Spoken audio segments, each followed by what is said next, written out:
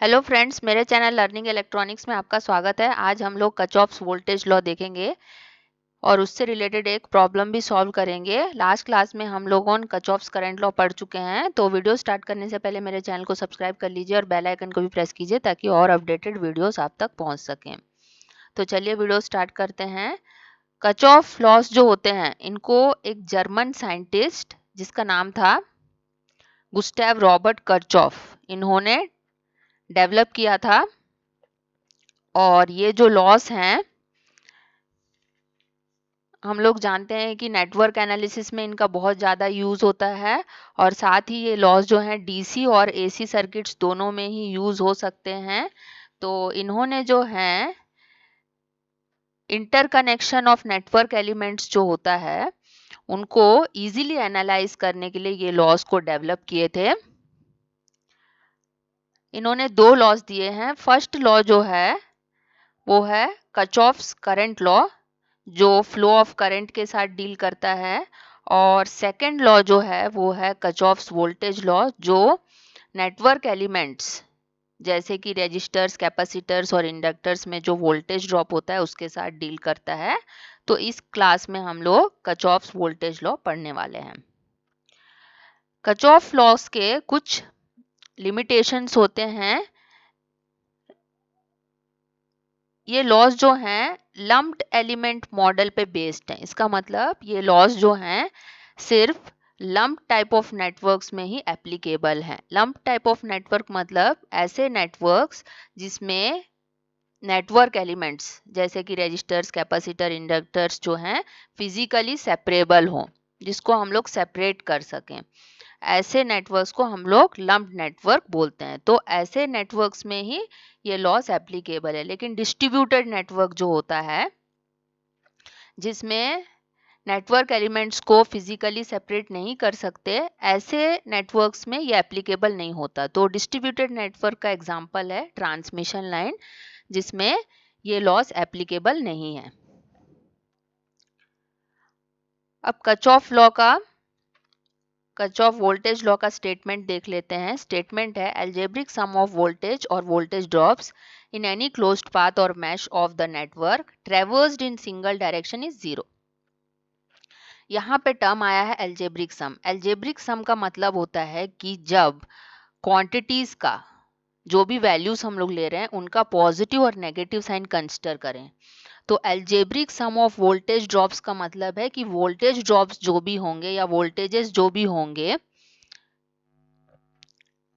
उनका नेगेटिव और positive sign के साथ समेशन होगा, तो उसको एल्जेब्रिक सम ऑफ वोल्टेज और वोल्टेज ड्रॉप्स बोलेंगे। और ये जो समेशन है एक क्लोज्ड पाथ में जब हम लोग लेते हैं एक सिंगल डायरेक्शन में, तो वो जो समेशन होगा वो इक्वल टू जीरो हो जाएगा। तो ये जो ट्रेवर्स्ड इन सिंगल डायरेक्शन है, हम लोग को एक सिंगल डायरेक्शन ही कंसिडर करना है एक टाइम में। या तो एंटी क्लॉकवाइज डायरेक्शन कंसिडर करेंगे या तो क्लॉकवाइज डायरेक्शन कंसिडर करेंगे। अब इसका इक्वेशन देख लेते हैं। Sigma K is equal to 1 to N V K is equal to 0 होगा, जहाँ पे एन जो है total number of voltages measure को शो करता है। कचॉफ्स वोल्टेज लॉ को लूप रूल भी बोला जाता है, मैश रूल भी बोला जाता है। अब इसका साइन कन्वेंशन देख लेते हैं। जो साइन कन्वेंशन है उसमें अगर हम लोग लूप में नेगेटिव से पॉजिटिव मूव करते हैं, नेगेटिव पोलैरिटी से पॉजिटिव पोलैरिटी की तरफ मूव करते हैं, तो उसको हमेशा हम लोग पॉजिटिव लेते हैं। और पॉजिटिव से नेगेटिव की ओर मूव करते हैं तो हम लोग उसको नेगेटिव लेते हैं। ठीक है, ये है साइन कन्वेंशन। अब जैसे कि यहाँ पे मैंने एक सर्किट दिया हुआ एग्जांपल के लिए, इसमें दो वोल्टेज सोर्सेस लिए हैं V1 और V2। यहाँ पे रेजिस्टेंसेस दिए हुए हैं R1, R2, R3। तो हमेशा करंट एंटरिंग पॉइंट को, जैसे कि हमारा जो लूप में करंट है, हम लोग हमेशा केवीएल लगाने के लिए क्या करते हैं, लूप में करंट एज्यूम करते हैं। तो लूप करंट को हम लोग आई मान लेते हैं। तो जो लूप करंट है वो एंटर करने की पॉइंट, जो करंट एंटर करने का पॉइंट होगा उसको रेजिस्टेंस में पॉजिटिव लेते हैं और लीविंग पॉइंट को हमेशा नेगेटिव लेते हैं। वैसे ही R2 के लिए entering point positive, leaving point negative. Positive negative, इस तरह से हम लोग को पोलैरिटी एज्यूम करना है रेजिस्टेंसेस के लिए। अब देखिए हम लोग ये नेगेटिव यहाँ से शुरू कर रहे हैं, मान लीजिए इस पॉइंट से, ये पॉइंट x है, तो यहाँ से जब हम लोग यहाँ तक जाएंगे तो यहाँ पे नेगेटिव टर्मिनल आया है वोल्टेज का, तो यहाँ पे नेगेटिव टर्मिनल से पॉजिटिव टर्मिनल की तरफ मूव कर रहे हैं, तो हम लोग को क्या लेना चाहिए, पॉजिटिव लेना चाहिए। तो बाय KVL क्या हो जाएगा, प्लस V1 आ जाएगा। उसी तरह रेजिस्टेंस पे चले जाइए, रेजिस्टेंस से सीरीज में है तो सब में करंट फ्लो होगा I। तो यहाँ पे जो पॉजिटिव से नेगेटिव मूव कर रहे हैं हम लोग, तो हम लोग को क्या लेना चाहिए, नेगेटिव। तो माइनस I इंटू R1 आएगा, ड्रॉप R1 के अक्रॉस। वैसे ही पॉजिटिव से नेगेटिव फिर से रेजिस्टेंस R2 के लिए मूव कर रहे हैं, तो माइनस ऑफ IR2 आएगा। वैसे ही R3 के लिए माइनस ऑफ IR3 आएगा। ये सारे एल्जेब्रिक सम जो वोल्टेजेस ड्रॉप हैं इसको इक्वल टू 0 लेना है। लेकिन एक और वोल्टेज है हमारे पास V2, तो यहाँ पे पॉजिटिव है और यहाँ नेगेटिव, तो पॉजिटिव से नेगेटिव मूव कर रहे हैं हम लोग, तो हम लोग को क्या लेना पड़ेगा, नेगेटिव लेना पड़ेगा। तो ये माइनस V2 आएगा। अब ये सब समेशन कितना होगा, 0 के बराबर होगा अकॉर्डिंग टू KVL।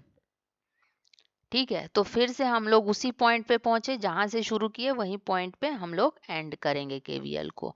तो ये इस तरह से KVL हम लोग को लगाना है। तो यहाँ से इक्वेशन हमारा आ जाएगा V1 minus V2 is equal to, यहाँ लिख लेते हैं V1 minus V2 is equal to I into R1 plus R2 plus R3। इस तरह से करंट का इक्वेशन निकाल सकते हैं हम लोगों ने यहाँ से। तो इस तरह से हम लोग को KVL लगाना है। कचॉफ्स वोल्टेज लॉ जो है वो कंजर्वेशन ऑफ एनर्जी पे बेस्ड है, क्योंकि एक क्लोज लूप होता है इसमें जिसमें हम लोग KVL लगाते हैं।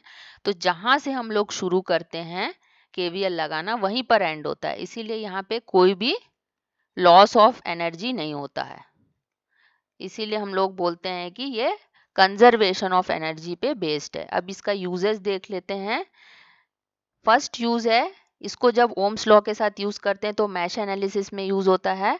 दूसरा यूज है, इसको हम लोग लंप टाइप ऑफ नेटवर्क्स में यूज करते हैं, जैसे कि लीनियर हो सकता है, बायलैटरल हो सकता है, non linear, unilateral, active, passive, ये सब नेटवर्क्स जो होते हैं लंप टाइप ऑफ नेटवर्क्स होते हैं, तो इनमें इनका यूज होता है। अब एक क्वेश्चन देख लेते हैं KVL का यूज करते हुए। इसमें क्वेश्चन दिया है, find the power dissipation in 100 ohm resistor and find the voltage rating of the dependent source. ये हम लोग को फाइंड करना है। तो हम लोग को सबसे पहले KVL लगाना है, बाय KVL। कहाँ लगाना है, इस लूप में लगाना है। यहाँ पे लूप करंट हम लोगों ने स्मॉल I से डिनोट कर दिया है। अब देखिए अकॉर्डिंग टू साइन कन्वेक्शन, ये वाला जो डिपेंडेंट वोल्टेज सोर्स है इसमें हम लोग क्या कर रहे हैं, पॉजिटिव से नेगेटिव जा रहे हैं। मान लीजिए ये हम लोग का A पॉइंट है, यहाँ से शुरू कर रहे हैं, तो यहाँ से गए पॉजिटिव से नेगेटिव गए तो क्या आ जाएगा, माइनस 500 I आएगा। फिर ये वोल्टेज सोर्स है, इसमें नेगेटिव से पॉजिटिव जाएंगे तो पॉजिटिव 2 आएगा। फिर ये रेजिस्टेंस है, इसमें ड्रॉप होगा तो पॉजिटिव से नेगेटिव जाएंगे, नेगेटिव 100 इंटू करंट क्या फ्लो रहा है, I। फिर उसके बाद ये वोल्टेज सोर्स है, यहाँ पे नेगेटिव से पॉजिटिव जा रहे हैं तो क्या हो जाएगा, +6, और ये सब का समेशन कितना होगा, 0 हो जाएगा। ठीक है, हम लोगों ने करंट्स को, लूप करंट को क्लॉकवाइज डायरेक्शन लिया है, एंटी क्लॉकवाइज डायरेक्शन भी एज्यूम कर सकते हैं। तो यहाँ से इक्वेशन क्या आ जाएगी, 6 इज इक्वल टू 8 आएगा, 8 इज इक्वल टू 600 I आ जाएगा।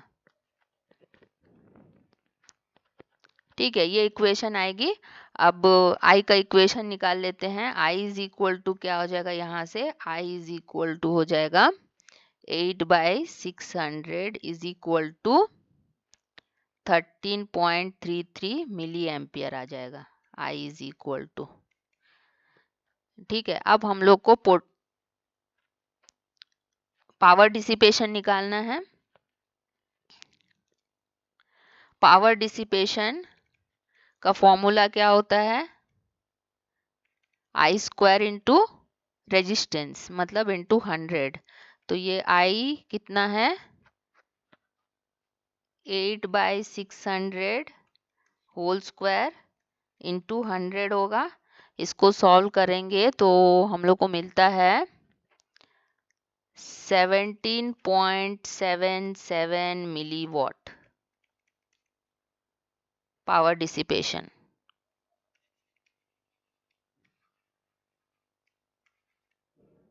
पावर डिसिपेशन कितना मिल रहा है? 17.77 मिलीवॉट मिल रहा है। अब वोल्टेज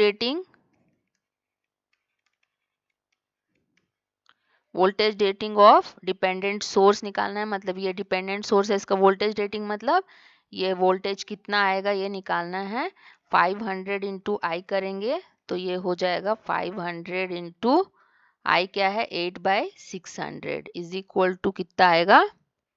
6.67 वोल्ट। तो इस तरह से हम लोग केवीएल लगा के क्वेश्चन सॉल्व कर सकते हैं।